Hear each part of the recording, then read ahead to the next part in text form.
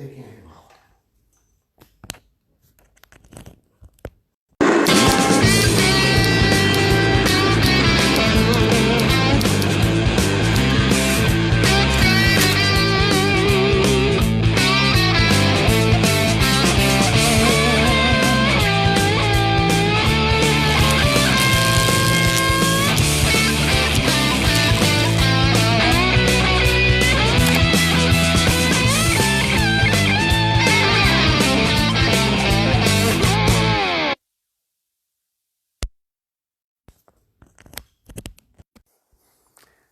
Good evening, everyone. You're watching Vintage Motocross Q&A. I'm your host, Joe Abadi. On tonight's show, we've got some really exciting things we're going to be looking at. In the Moto Showcase, we're going to be looking at a brand new Sachs MC250. Never had gas in it, brand new. In the What's It Worth segment, we'll be looking at a 1976 KX400 that recently sold on eBay.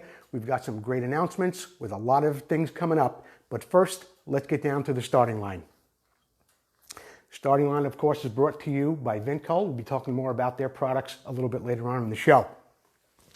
This past week in Oakland was the Supercross. The Legends and Heroes display, as usual, a huge success, a huge hit. There were so many bikes that so many people brought.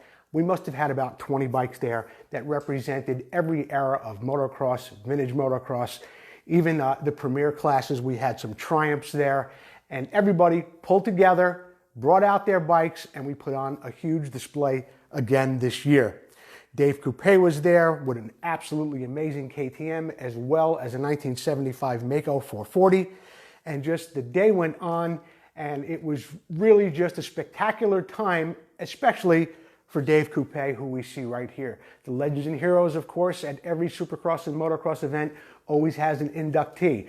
This time, it was Dave Coupe, a NorCal legend, has been at the motocross game for a long time, has always been involved in the industry, and he was presented the Legends and Heroes Award from Dunlop's Brock Glover. Dave, congratulations, and I also want to thank everyone who contributed something to make this display as great as it's ever been, from Charlie Amata, Gary Plaget, Todd and Max Kohlmeister, Brad, Bryce, Eric Harvey, Gerald Mauricio, Stu Jackson helped set up, Robert Cure. Dave Coupe even helped, even though he was the honoree, he was in there helping us set everything up. Kevin Hirsch, Eric Luck, David Martini, thank you all so much for making the Legends and Heroes display a huge success again this year. Coming up before the end of the show tonight, we're going to be doing a little trivia game. You're going to have an opportunity to win this bike, Finding Number 49 by Keith Geisner. So stay tuned. We're going to give you the phone number to call. I'm going to give you the trivia question. We're going to have some fun. Somebody's going to win a book tonight. By the way, I want to make it clear, the first Wednesday of every month is when we do the giveaway for the Harley book.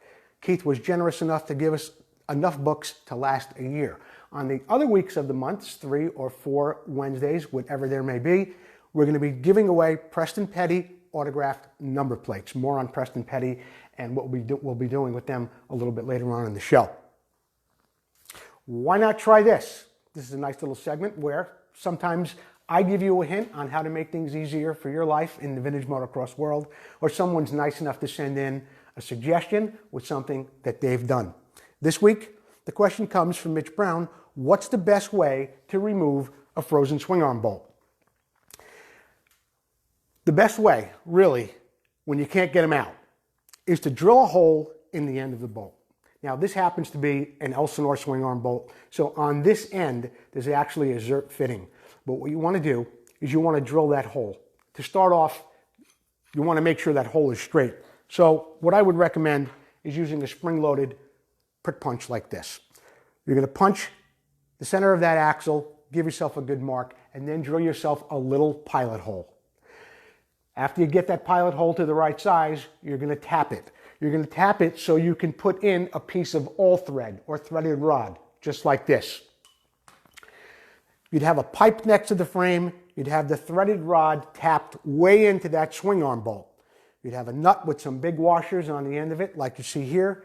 And you're going to turn that wrench, and you're going to walk that swing arm bolt right out of that frame. What I would suggest you also do along with this technique is get some penetrating fluid in there. Use some Marvel Mystery Oil. There are some other ones. There's a variety of lubricants that break rust-free. Croil is a good one. You're going to want to use that. Let it sit in there for a couple of days. Get some heat on it too, maybe, while you're doing this nut with the all thread. And you should be able to walk that baby out without much of a problem. That's the only other way, because a big mistake guys make a lot of times is they'll take this nut off the end and they'll get a little overzealous with maybe a punch or some kind of drift pin and try and hit it here to drive it out. They wind up mushrooming this section over here where the thread is. It actually gets bigger, and then there's really no way to get it out unless you get a Sawzall between the swing arm and the frame. So, before you have to get to that point of cutting it out with a Sawzall, you can try this method right here. I hope that sheds some light on a very difficult topic for a lot of guys. Thanks for sending in that question, Mitch Brown. In the Moto Showcase tonight, we've got a bike sent in, or pictures of a bike sent in by Mark Hildebrand. It's a 1979 Sachs 250 MC. I'm going to read to you a little bit about this bike because it's a rather interesting story. It's new, it's never had gas, and here are some of the things that Mark told me about the bike, and while Jordan forwards some of the pictures. This, of course, is brought to you by the guys at FastGuyStuff.com. So Mark's going to be getting a sticker package. But let's talk about the bike for a minute. Mark tells me that DKW, Hercules, and Sachs were the same company, Sachs being famous for its 125s and its little 100cc bikes. By 1976, Hercules wanted to get into a little bit of a bigger bike. By mid-76, they hired Frank Stacy to test some of the prototype MX bikes. He raced them for the Trans Ams earlier in that year. In his first race, he finished 6th, and then he finished 9th overall for that year.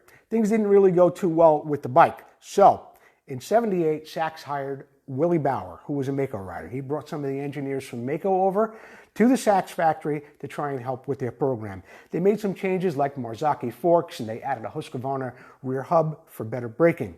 Sadly, Willie was injured, he hurt his spine, and that ended the testing and the program for that bike. The exact numbers of this bike that have been imported into North America is kind of sketchy. It's somewhere between 9 and 11. Speedy Clausen, Helmut Speedy Clausen, is a guy on Facebook. He is a fountain of information on the Hercules. If you go to his page, you can even find out a little bit more. But he did a lot with these bikes, and he's had a very successful vintage career, enduro racing and woods riding with them. Mark says that he wanted one so badly, he didn't know where to find one, and he realized that he was fishing in the wrong pond. Mark said he actually went to eBay in Germany. Now, once he got that all worked out, the person who was selling it did not want to ship the bike. Fortunately, Mark had a good friend in Germany who helped facilitate the deal. Mark bought the bike. It was actually disassembled and sent to Mark in St. Louis in crates, in 4 different crates.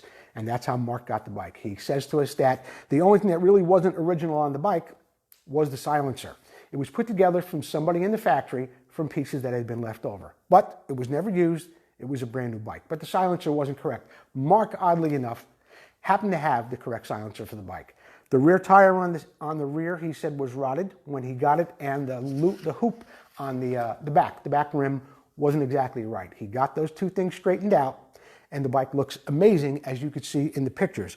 Mark, I also asked him about the shocks, and he tells me that they're called Sachs Hydros, and it was kind of Sachs and Hercules' answer to the Fox air shocks here in America. The bike's never had gas, it's never been started. Mark keeps oil in it, turns it over periodically to get everything lubed up and keep it all fresh. Mark Hildebrand from Nightmare Racing, I want to thank you for sending in this beautiful Sachs. It is an amazing bike, and for doing that, we're going to send you FastGuyStuff.com, a sticker pack like you see back there on that red Elsinore fender.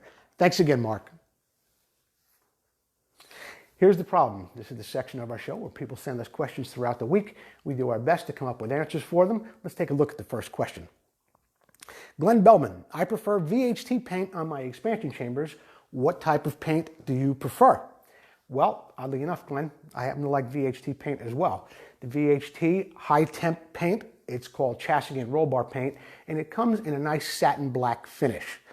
It does a beautiful job. It really holds up on silencers, on pipes, of course, your engine cases. I really like it. Now, in a pinch, Let's just say your bike's not looking too fresh and you're going to a race. You want to freshen up a clutch cover or an ignition cover. You can go down to your local hardware store and buy a can of Rust-Oleum Satin Black. The match is really perfect. It's not high heat, but it really holds up pretty well. And in a pinch, if you're just looking to freshen up your bike, you can do it with a little Rust-Oleum Satin Black. Here's another little tip for you while I'm thinking about it. A lot of times on pipes throughout all the years, sometimes they rust a little bit, or from all the heat, you get pitting, kind of like what you see here in this picture. What I would recommend is, of course, a high heat prime as well. You should use prime. You can't always use it, but if you do, you put the prime on, put a light coat on, let it dry. Take some 600 or 800 grit, wet or dry sandpaper, use it wet, and take off the paint. What you'll be accomplishing here is you'll be filling in those little tiny pits with paint or with primer as you go. You do that 3 or 4 times and wet sand between each coat. You should do it once you put the black on too. Put a coat of black, wet sand it. Put another coat of black, wet sand it. And then you put your final coat on. Those little very shallow pits in your pipe, they'll fill in between the prime and the paint. You'll get a real nice finish on it at the end if you follow that little tip. How do I prepare the inside of a fiberglass tank and get it all cleaned out? That's from Vmxq&A. Robert, what I recommend is you use some acetone. Got to be careful with it though. You don't want to let it sit inside there too long. Also, check your tank before you do any kind of cleaning or anything else to it. See if the fiberglass is softened. Because if you're telling me that you have gunk in the bottom of your tank and that there's old gas and residue in there, it may have softened the fiberglass. You want to check that before you do anything. You may wind up having to separate the tank completely, taking the bottom out. I know you're a Mako guy. It's not too difficult to do that, but it's just a precaution. Before you do, check the tank for any soft spots. Put a little acetone in there. You can use some sharp drywall screws too. Put it in, let it sit for a couple of minutes, shake it around, dump it out, see what you're getting.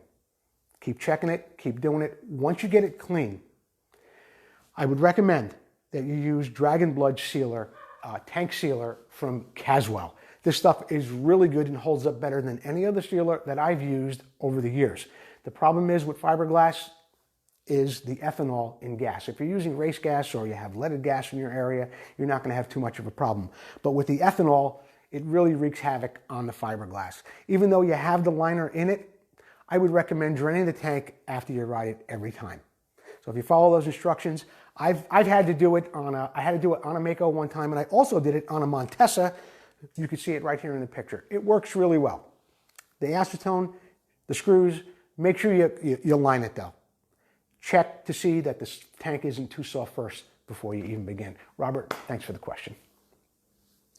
Mike Glenn, when restoring a bike, should I go back to the original or restore it using period correct race parts such as answer, bars and silencers, a seat cover, etc.? By the way, I still own my dad's 72 Husky on the original tires.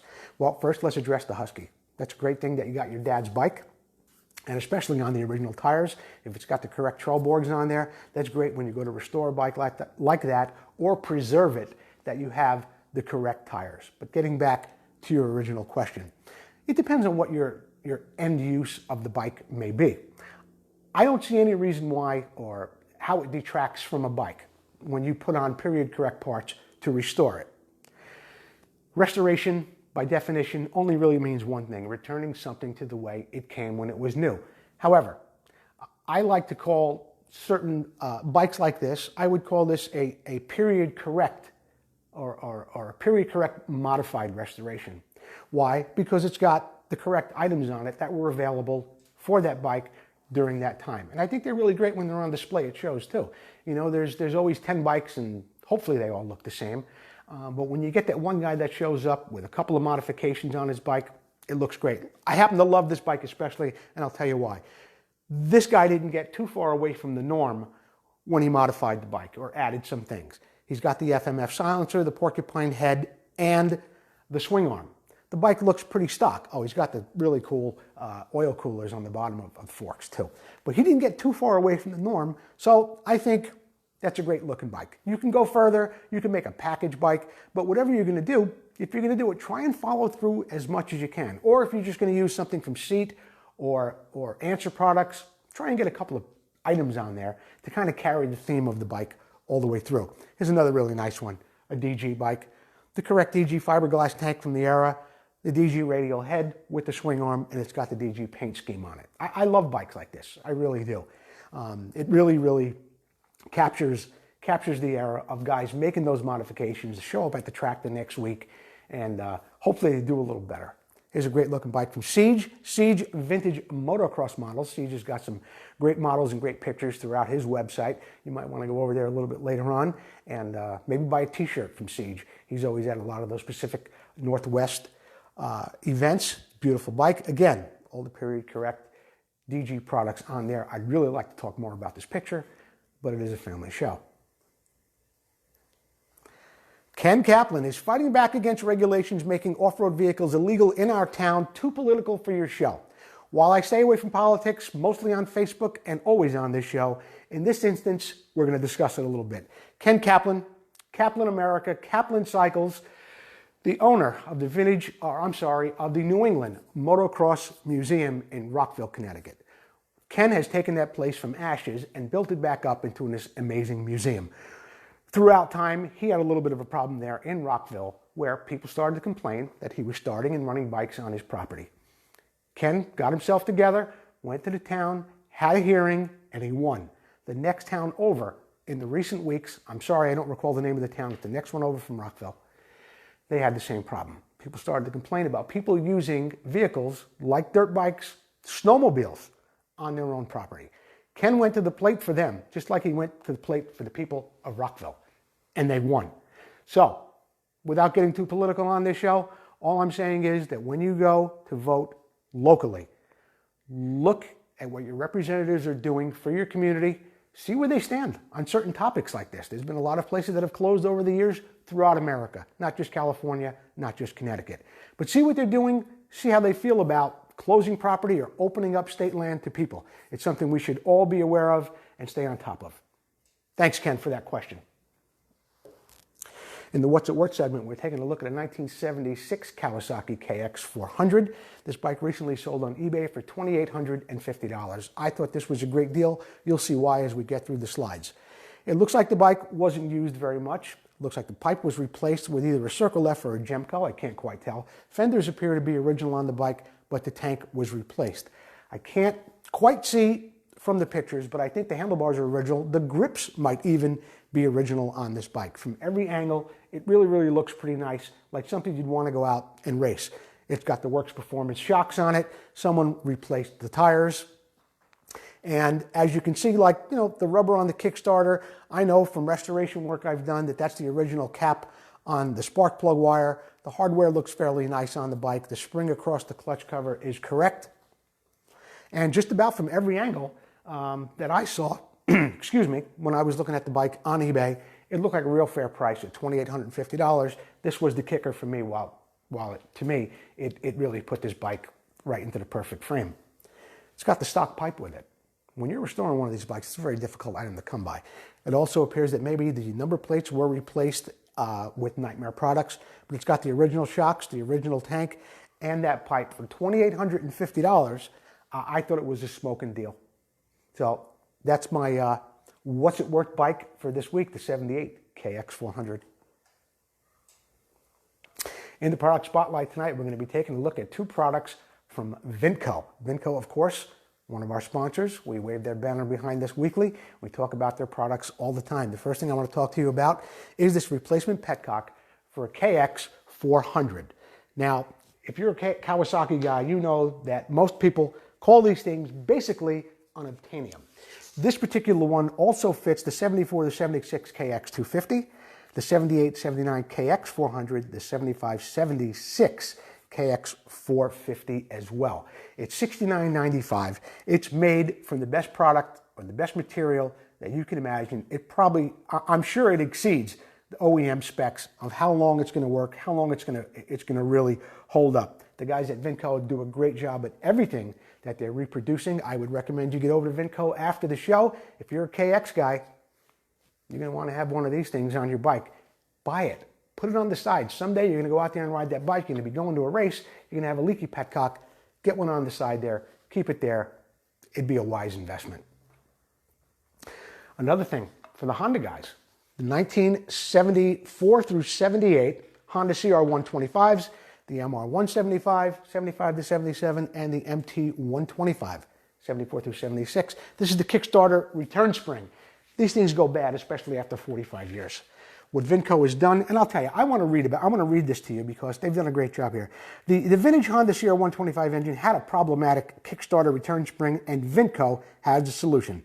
Vmxq reproduction Kickstarter return springs are made with modern materials and manufacturing techniques.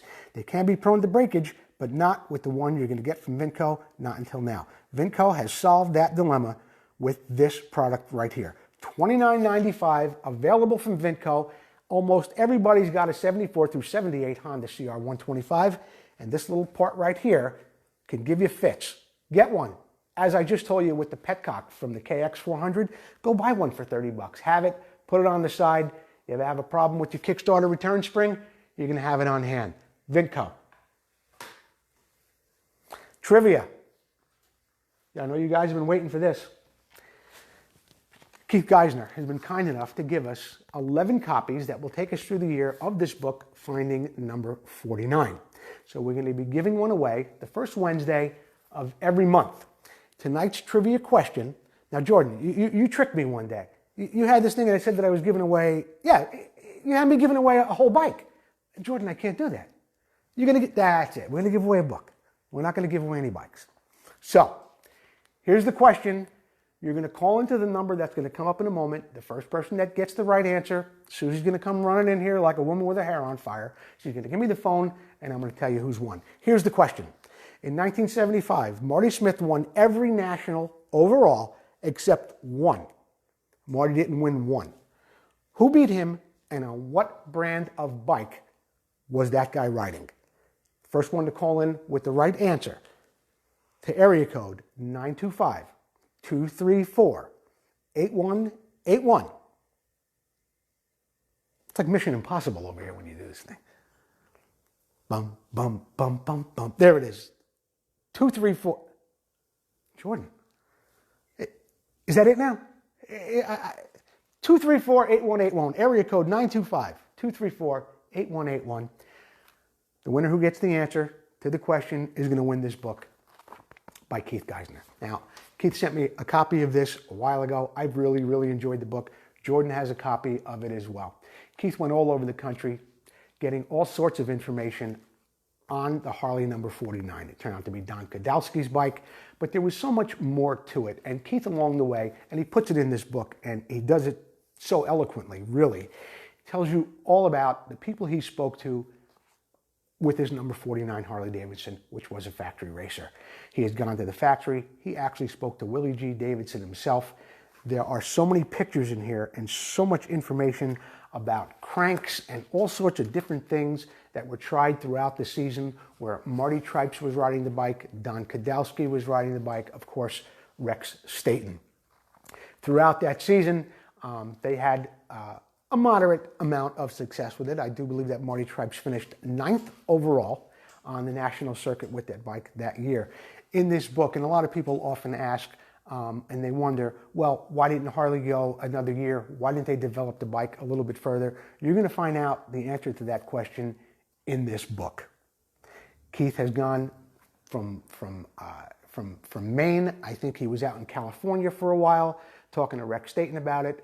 I know he was at the Harley plant in Milwaukee and met so many people, filled this book up with a lot of stories and pictures that you're just not going to see anywhere else, not even on Facebook, not on the internet. So, Keith Geisner, I want to thank you once again for sending us this book. I would imagine in the next minute or so, Susie's going to come in here with the winner of the trivia question. Who was the only rider to beat Marty Smith in the 1975 season?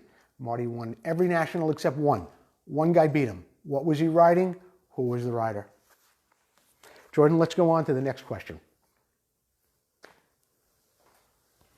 Oh, back to the announcements. Well, this is going to be really exciting tonight, and I'll tell you, I've got a couple of things I want to talk about. Number one, the Supercross this weekend is at Petco Park in San Diego. Once again, the Legends and Heroes Tour will be on display. The race is on Saturday. I hope you all can make it. Now, there's some real big event coming up on Sunday, and it's really great. At the Booze Brothers Brewing Company in Vista, California, there's the Carlsbad Reunion 8. Scott Burnworth does this every year. He and Debbie put on a great event at the Booze Brothers. There's MX legends there. You're going to have all kinds of fans. There's a great bike show, and it's inside this microbrewery. It's a wonderful time.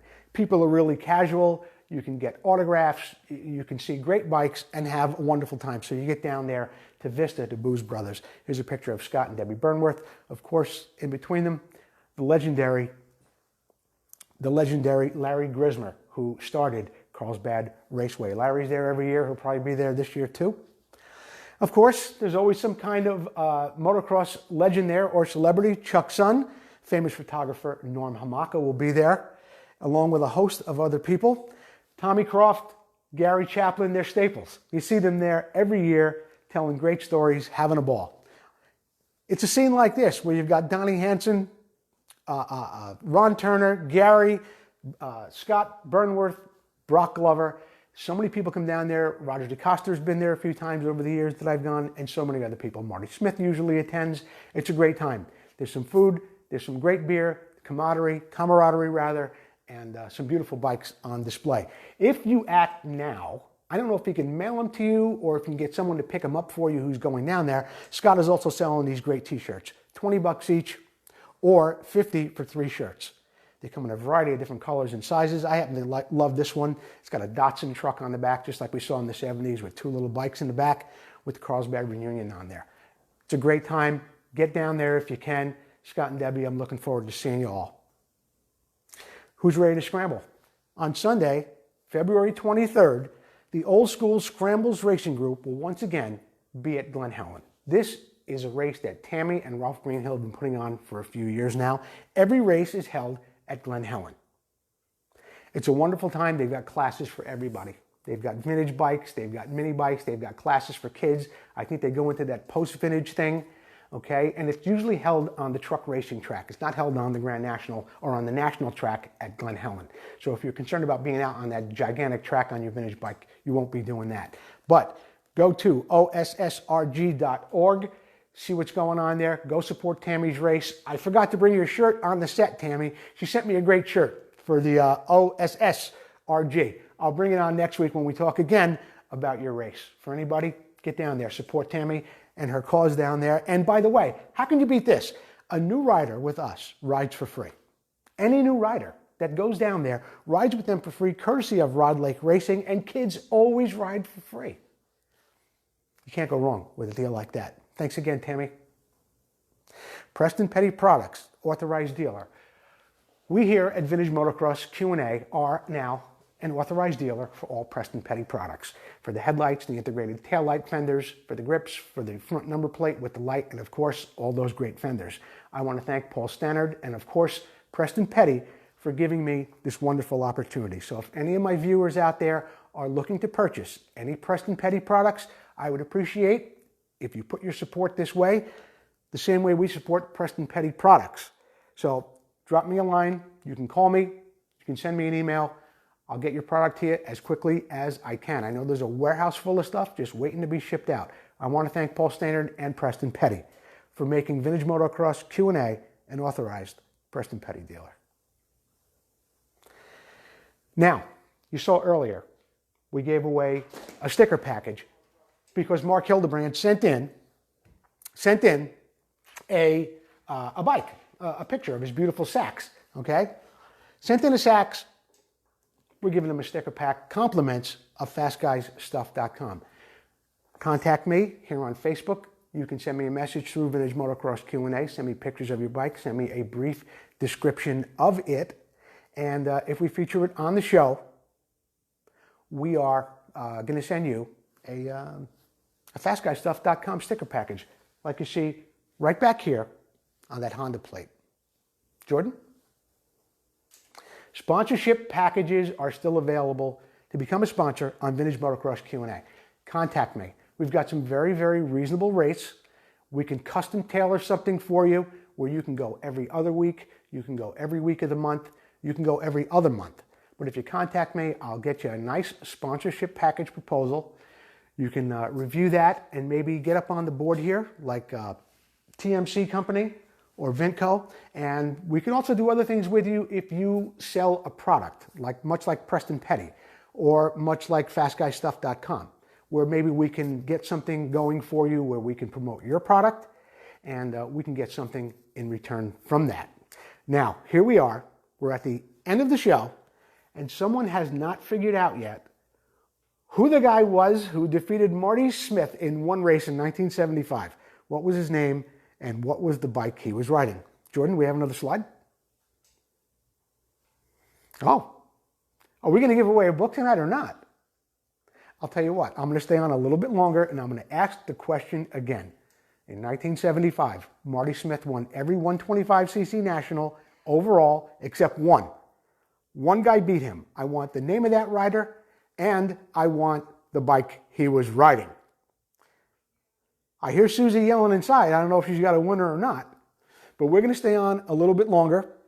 Again, this is for the Keith Geisner book, Finding Number 49, a book you'd all want to read about. If you're into motocross in any form, it's something you want to get your hands on. In fact, anybody you know, maybe you're a motocross guy or you're a girl who's watching the show and you want to get a copy of this for somebody you know who loves Harley Davidsons. Are you there? Yeah, I'm here. Hold on. Hi, this is Joe. Who am I speaking to? This is Tom Stover. Hi, Tom. Tom, in 1975, Marty Smith won every national overall except one. Who beat him and on what brand of bike did he do it on? Tim Hart, and he was on a Yamaha.